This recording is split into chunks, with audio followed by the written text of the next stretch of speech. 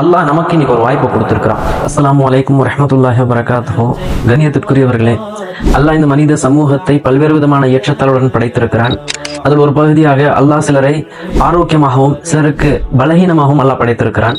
இன்றைக்கு நாம் பல்வேறு விதமான மனிதர்களை பல்வேறு விதமான மருத்துவமனைகளில் அறுவை சிகிச்சையாக இருக்கட்டும், விபத்தில் ஏற்பட்டவர்களாக இருக்கட்டும், குழந்தை பெறக்கூடியவர்களாக இருக்கட்டும், இவர்கள் அனைவர்களுக்கும் இன்றியமையாத தேவை இந்த ரத்தம். இந்த ரத்தம் இருந்தால்தான் இதயம் இயங்கக்கூடியதாக இருக்கிறது. இதில் அல்லாஹ் நமக்கு ஒரு வாய்ப்பை வழங்கி இருக்கிறான். அல்லாஹ் தம் திருமறை குர்ஆனில் 3வது அத்தியாயம் 52வது வசனத்தில் அல்லாஹ் சொல்றான், இந்த பூமியில் நீங்கள் ஒரு மனிதரை வாழ வைத்தார், ஒட்டுமொத்த மனிதர்களையும் நீங்கள் வாழ வைத்தவர் போன்று ஆவார் என்று அல்லாஹ் சொல்கிறான். இது சாதாரண வார்த்தை இல்லை. அதன் அடிப்படையில் அல்லாஹ் நமக்கு இன்னைக்கு ஒரு வாய்ப்பை கொடுத்திருக்கிறான்.